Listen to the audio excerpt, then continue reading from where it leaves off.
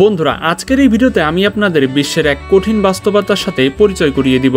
আপনারা কি কখনো জীবনে প্লাস্টিকের চাল খেয়েছেন, অথবা আপনি কি জানেন যে বিশ্বে রাবারের ডিমও তৈরি করা হয়?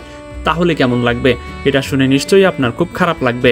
খাবারের জিনিসের মধ্যেও ভেজাল মেশানো হয়।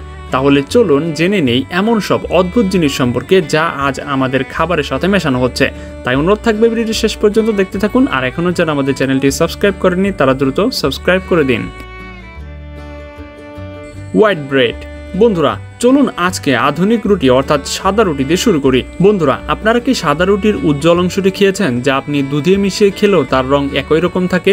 প্রতিটি প্রস্তুতকারকের কাছে এটি একটি সমস্যা ছিল যে তাদের রুটি বিভিন্ন প্রকার দানা মিশিয়ে তৈরি করা হতো, যার ফলে রুটির রং বদলে যেত, অর্থাৎ কালো বা হলুদ হয়ে যেত।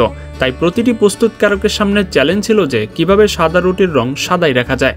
তখন প্রস্তুতকারকরা একটি বুদ্ধি কাটিয়ে পটাশিয়াম ব্রোমেট নামক এক ধরনের ক্যান্সার সৃষ্টিকারী রাসায়নিক পদার্থ এতে মিশিয়ে দেয়। এর ফলে রুটি দ্রুত সাদা হতো এবং রং একই রকম থাকতো। বন্ধুরা, আপনার রুটিকে এটি সাদা করলেও এতে মেশানো ক্যান্সার সৃষ্টিকারী পদার্থ আপনার জীবন কেড়ে নিতে পারে। এ কারণে কিছু দেশে এটি নিষিদ্ধ, যেমন কানাডা, ব্রাজিল, ইউক্রেন ইত্যাদি। তো বন্ধুরা, যতটা সম্ভব সাদা রুটি এড়িয়ে চলুন এবং ঘরে তৈরি সাধারণ রুটি খান। রাইস। বন্ধুরা, রুটির মতো চালের প্রতিও আমাদের দেশে খুব ভালোবাসা আছে।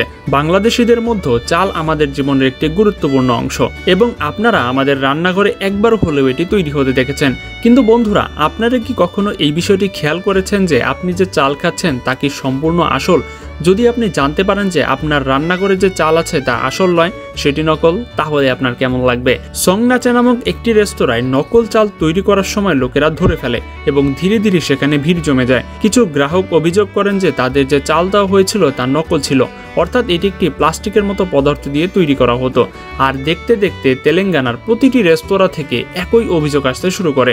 কিছু গ্রাহক এটি প্রমাণ করার জন্য সেই একই চালের বল নিয়ে ম্যানেজারকে দেখায় এবং একটি আনুষ্ঠানিক অভিযোগ দায়ের করা হয়। নুডলস। বন্ধুরা, বাড়িতে চাল না থাকলে যদি ম্যাগি নুডলস থাকে তাহলে আমরা তা তৈরি করে খাই। নুডলসের মতো সুস্বাদু খাবারের কথা যেখানে আসে, আর চাইনিজরা তাতে ভেজাল না মেশালে তো এমনটা হতেই পারে না। পশুদের অধিকার বিবেচনা করে অনেক সময় পশুদেরও এ ধরনের ভেজাল মিশিয়ে খাওয়ানো হয়। বন্ধুরা, অনেক সময় যে শস্যের দানা বেঁচে যায় এবং পচে যায় তা চাইনিজদের পশুদের খাওয়ানো লাগতো। তখন তারা একটি বুদ্ধি বের করলো এবং ভাবলো কেন এইগুলো মানুষকেই খাওয়ানো হবে না। এ কারণে তারা সেই পচা দানা এবং অবশিষ্ট শস্যের বর্জ্যকে নুডলসে রূপান্তরিত করে বিক্রি করতে শুরু করে। কিন্তু ভাবুন, এই দুর্গন্ধ কিভাবে লুকানো সম্ভব?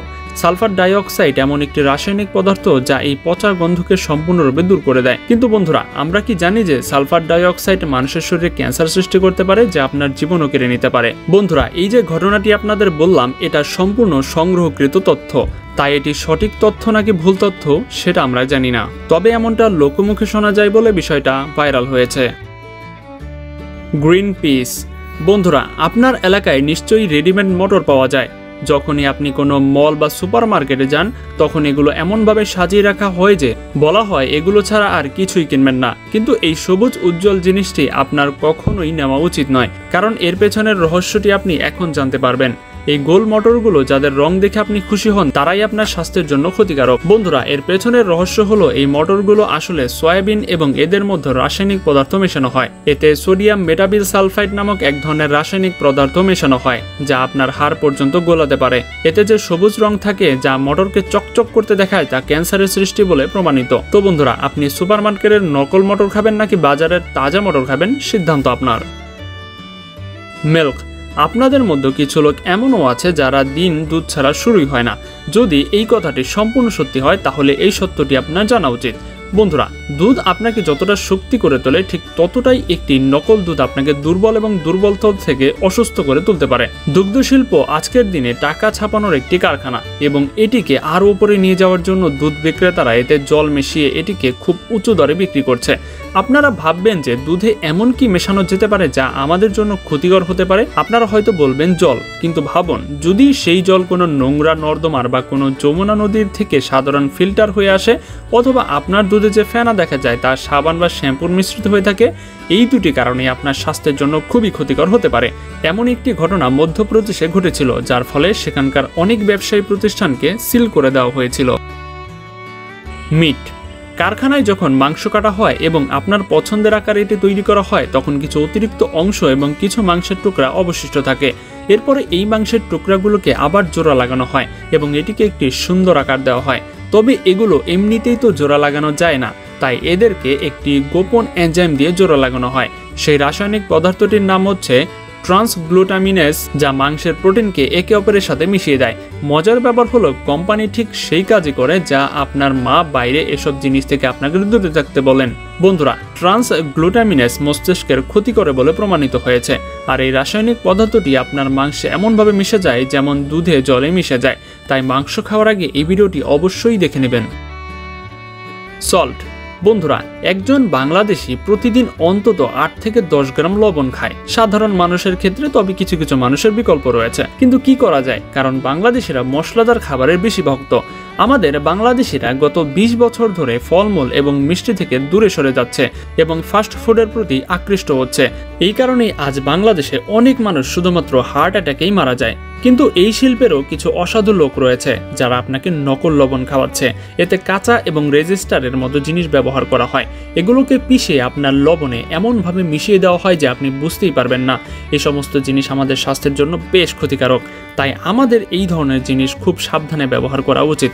সম্ভব হলে একটু বিশ্বস্ত ব্র্যান্ডের দিকে যাওয়া উচিত। এগস। বন্ধুরা, আজ বিশ্বের বডি বিল্ডার হোক বা ছোট বাচ্চা, সবাই ডিম খায়, কারণ ডিম খেলে শরীরে প্রোটিন পায়। কিন্তু সেই প্রোটিনই যদি আপনার স্বাস্থ্যের জন্য ক্ষতিকর হয়ে যায় তাহলে আপনার কেমন লাগবে? আপনারা যে ডিম খান সেগুলো কি আসল মুরগির তৈরি নাকি কোনো কারখানায় তৈরি করা হয়েছে? গিরাঙ্গানা এবং লখনৌতে এমন কিছু মামলা নথিভুক্ত করা হয়েছে। সেখানকার লোকজনদের জানানো হয়েছিল যে সেখানকার ভোক্তারা যে ডিম কিনেছিলেন সেগুলো প্লাস্টিক দিয়ে তৈরি হয়েছিল।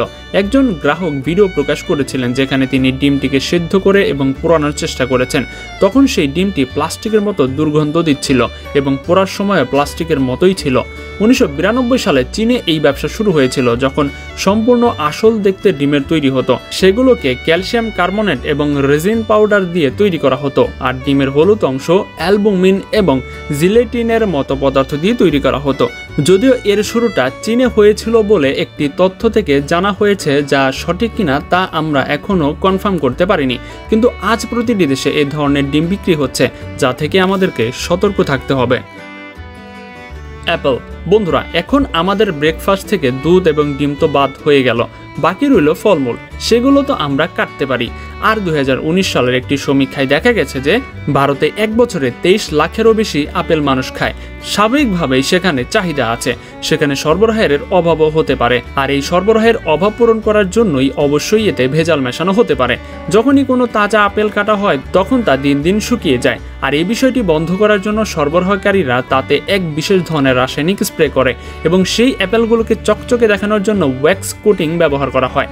বন্ধুরা, এই ওয়্যাক্স কোটিং আমাদের স্বাস্থ্যের জন্য বেশ ক্ষতিকারক। এটি আমাদের লিভারের জন্য ক্ষতিকারক। এছাড়াও এই ওয়্যাক্স কোটিং আমাদের শ্বাস নিতে অসুবিধা সৃষ্টি করতে পারে।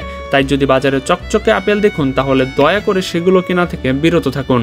তো বন্ধুরা, এটাই ছিল মূলত আজকের ভিডিও। আজকের ভিডিওটি কেমন লেগেছে সেটা কিন্তু অবশ্যই আমাদেরকে কমেন্টে জানাবেন। তো দেখা হচ্ছে পরবর্তী পর্বে মজার কোন এপিসোড নিয়ে। আজকের মতো এখানেই বিদায়। আল্লাহ হাফেজ।